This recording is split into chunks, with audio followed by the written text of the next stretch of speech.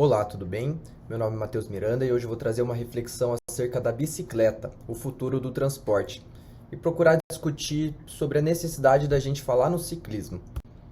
Essa reflexão ela vai percorrer a apresentação, a introdução, o desenvolvimento da discussão em si, uma conclusão a partir dos dados levantados e as referências bibliográficas. Antes de mais nada, quem sou eu? Meu nome é Matheus Miranda, eu sou esse cara aqui. Estudo Engenharia Civil na Universidade Federal do Paraná, que tem me aberto várias portas. Hoje trabalho na construção civil ativamente. E de uns tempos para cá, paralelamente a isso, venho trabalhar do cicloativismo. Venho estudando, venho tentando entender como que a bicicleta pode ajudar o mundo. E tenho sentido isso na pele. Tenho participado de movimentos, de estudos, de pesquisas. E tenho desempenhado o ciclismo como o meu meio de transporte principal já há algum tempo. E do que se trata isso aqui? Como eu disse no começo, é uma reflexão sobre o ciclismo, sobre o transporte e a logística que isso envolve. Essa pesquisa, esse trabalho está sendo realizado a partir da requisição da professora Annelise Schmitz, do Departamento de Transportes da Universidade Federal do Paraná, durante o curso da disciplina de Logística e Transporte ATT 056. O primeiro ponto que eu vou trazer aqui é a versatilidade desse meio de transporte. A bicicleta ela pode ser usada pro puro lazer, para você sair e passear no parque.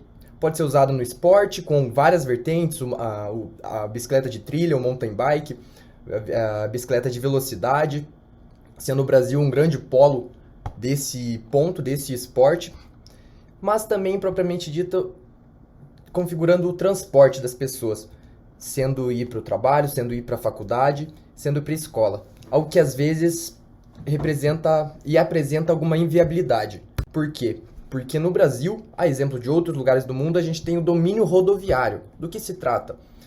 De uns tempos para cá, a indústria do automobilismo veio se instaurando nos países em desenvolvimento e também nos já desenvolvidos, criando alguma relação de dependência, como eu vou explicar um pouco mais para frente. Mas em números, segundo o Denatran, dados públicos agora de 2021, o Brasil hoje tem um carro para cada 4 pessoas, ou um carro para cada 3 adultos que podem dirigi-lo, por lei. Representando também concluindo o crescimento que apontava o Instituto de Energia e Meio Ambiente. Quando de 2000 a 2012 a gente viu um crescimento muito grande, e a gente pode ver que pelos dados atuais ele se comprova. E dentro disso a participação modal, ou seja, o número de viagens realizadas por bicicleta é muito pequeno, comparado aos de carro, por exemplo. E os deslocamentos via pedestre, somando-se à mobilidade ativa, sendo a locomoção através da propulsão humana, sem veículos automotores, sendo menos da metade dos transportes, dos trajetos realizados. Paralelo a isso, a gente tem sentido uma crescente no mundo todo, principalmente nos países mais desenvolvidos do bloco europeu, pela procura por bicicletas. As pessoas têm aumentado essa procura, o mercado de bicicletas tem se aquecido constantemente, de uma maneira gradativa, as pessoas têm começado a procurar mais. E a pandemia influenciou mais um pouco nisso. Os dados indicam aí no Brasil, entre julho de 2019 e julho de 2020, a gente teve um aumento de 118% na procura por bicicletas. O cuidado pela saúde, a busca por não se transportar através de um veículo coletivo, onde você necessariamente tem contato e fica próximo de outras pessoas, vem fazendo com que isso aconteça. E isso vem trazendo mais ciclistas para dentro da rua. Os ciclistas estão dividindo o espaço que antes era destinado só para os carros, que foram pensados só para os carros muitas vezes.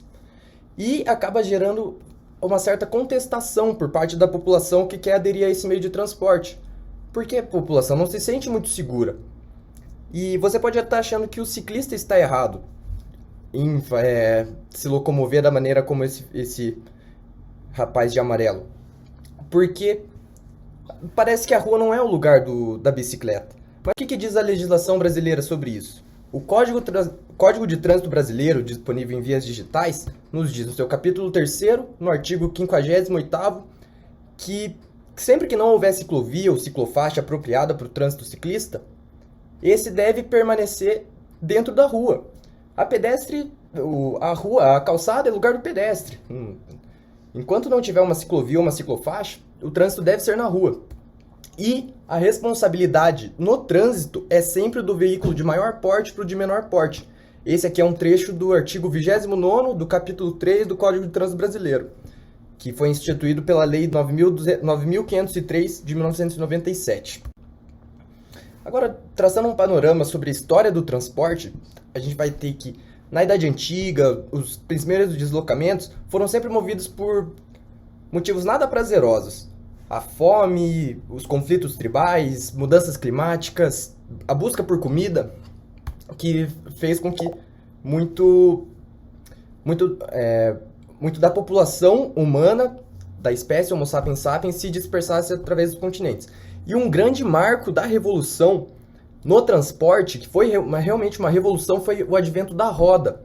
Ela, somada ao domínio da propulsão animal, fez com que os deslocamentos pudessem ser mais rápidos, mais longínquos e com menos investimento em energia e suprimentos. Lá para a Idade Média, a Idade Moderna, a gente teve as grandes navegações, com os países ibéricos, Portugal e Espanha, dominando os mares e oceanos, conseguindo traçar longas distâncias, mas sempre pelo mar.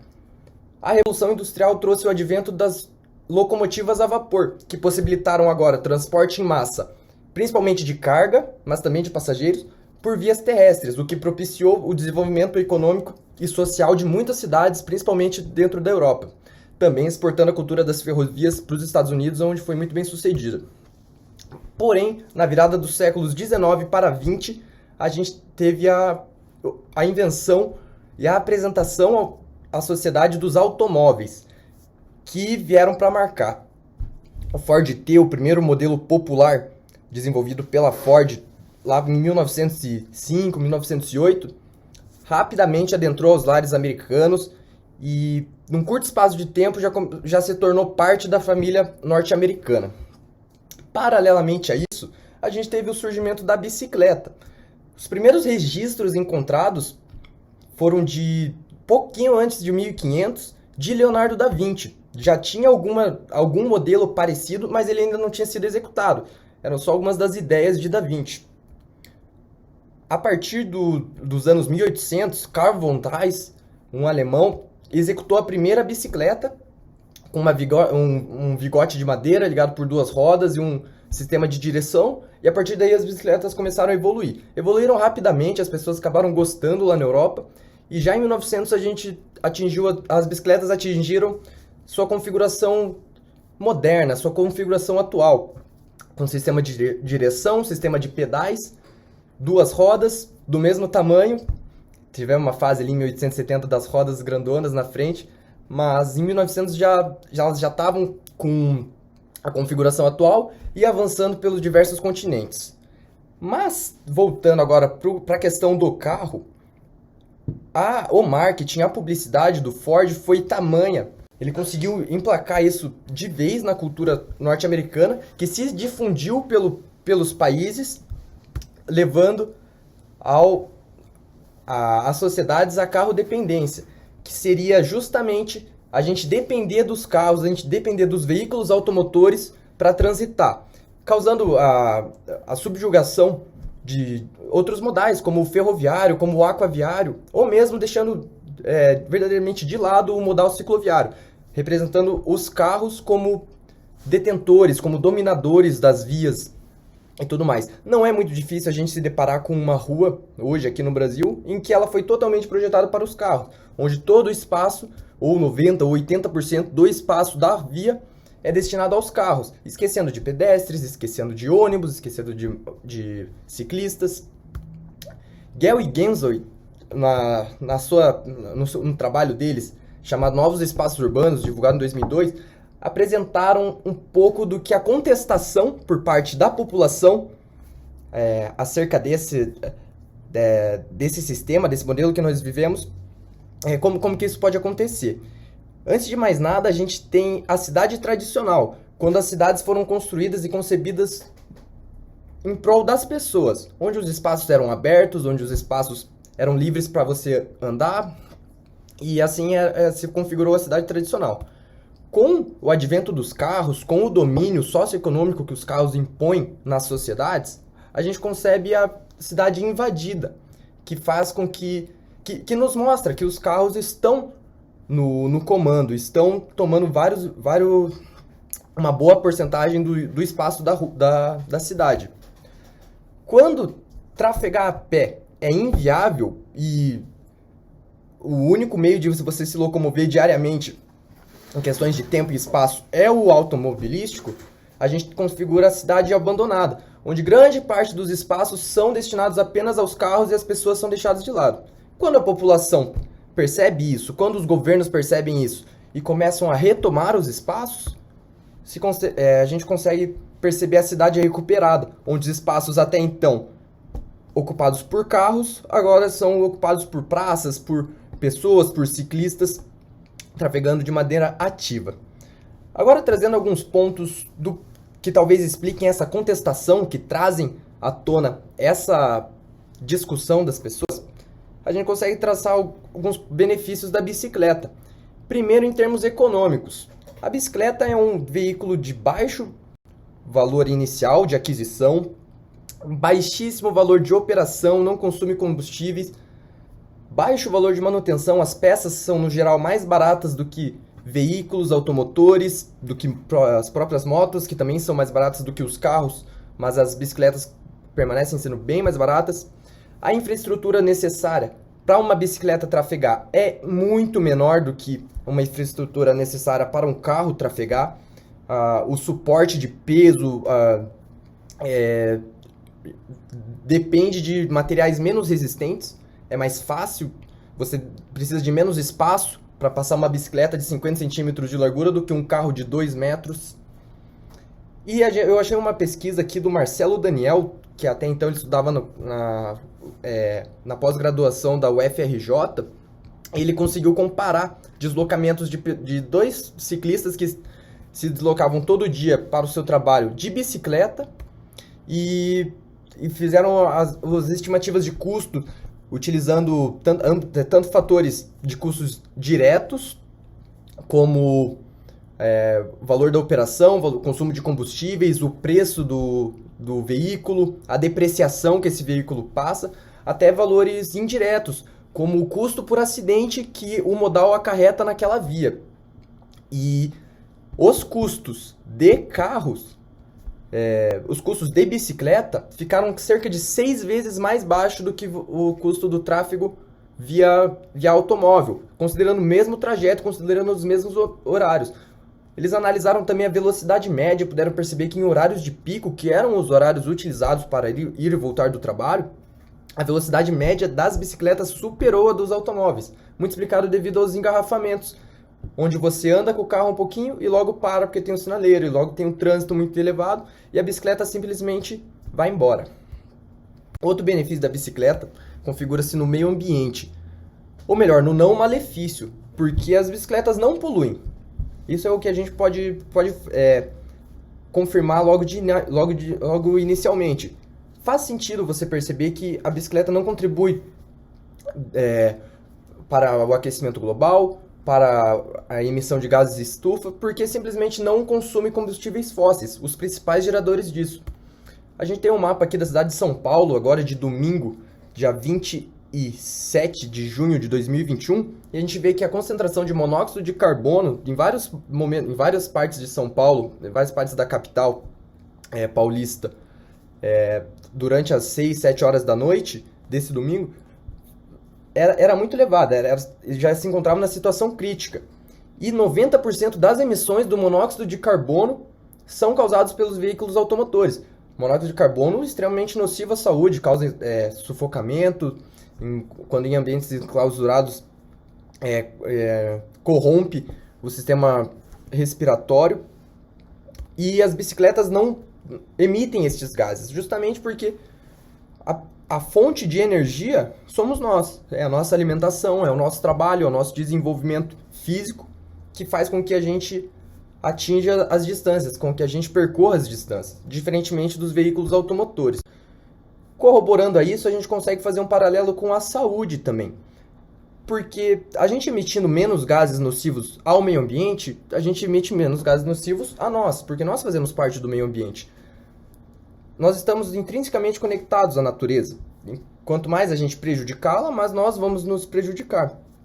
E investindo numa purificação do ar, quando o ambiente urbano começar a ser um pouco menos nocivo, quando você morar em São Paulo, não significa respirar 2 cigarros, fumar 2 cigarros por dia simplesmente por estar respirando o ar de São Paulo, quem sabe a saúde pública agradeça um pouco, quem sabe no longo prazo o sistema de saúde não colapse facilmente, esteja melhor distribuído, as pessoas estejam mais munidas pensando em questões de saúde. A bicicleta traz inúmeros benefícios, você melhora sua coordenação motora, você perde gordura, você fica com a cabeça mais tranquila, você alivia o seu estresse, fortalece músculos, ligamentos, articulações, acelera o metabolismo e o sistema de saúde agradece, que nem eu coloquei anteriormente, é um investimento a longo prazo. Se você não cuidar da sua saúde agora, pode ter certeza que você vai cuidar dela mais pra frente, ou não vai dar tempo para. E agora eu concluo indagando a seguinte questão: vale a pena pedalar? Pelos pontos até aqui citados, aparentemente, para o mundo sim, vale a pena. Porque é um meio de transporte viável economicamente, viável geograficamente, dentro do perímetro urbano, está se comprovando cada vez mais como eficaz, como eficiente para trajetos dentro das cidades. E por questão de meio ambiente, questão de saúde. Agora, e para o ciclista? Será que vale a pena? Será que está valendo a pena? Ou será que está gerando a contestação que eu coloquei anteriormente? Olha aqui um exemplo das ciclovias aqui em Curitiba, 2, 3 anos atrás. Não dá muita vontade de trafegar por aí. A moça ali nem quis saber. Acaba ocupando o espaço do pedestre, que deveria ser só do pedestre, e que é só do pedestre, a calçada é do pedestre, de mais ninguém. Olha aqui um outro caso, aqui, em fevereiro de 2021 agora, infelizmente. Uma moça de 30 anos, pedalando aqui em São José no final da tarde, foi atropelada. Não tinha nem calçada, não ia ter ciclovia no trecho que ela estava, aqui em São José dos Pinhais, região metropolitana de Curitiba. Atropelada, o carro não quis nem saber, foi embora, não prestou socorro. Quando a ambulância foi acionada e conseguiu chegar ao local, já não se encontrava mais com vida. Então, para que realmente vale a pena, não só para o mundo, mas também para o ciclista, proponho aqui nessa reflexão algumas mudanças.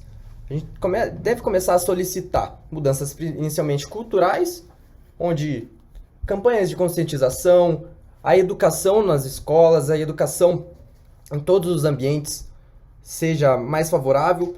Temos campanhas muito interessantes, o Maio Amarelo, que é divulgado por diversas universidades. A Universidade Federal do Paraná faz um trabalho muito bacana com relação à segurança viária. O estímulo da segurança viária em si já diz muita coisa, mas também é necessária a questão prática da política. É necessário mais infraestrutura, é necessário mais ciclovia, é necessário mais respeito, e esse respeito às vezes deve ser imposto por quem tem poder. Quem tem poder deve fazer intervenções, deve fazer alterações no perímetro urbano para que viabilize esse meio de transporte como principal, que é o que o futuro nos instiga a fazer. Cidades da Europa, como Barcelona, Paris, Amsterdã, já estão dando seus exemplos. Manchester já está dando seu exemplo. E Curitiba, e São Paulo, e Brasília, será que seguem as referências bibliográficas utilizadas? E agradecer imensamente a atenção de vocês por acompanhar o vídeo até aqui. Bom, muito obrigado.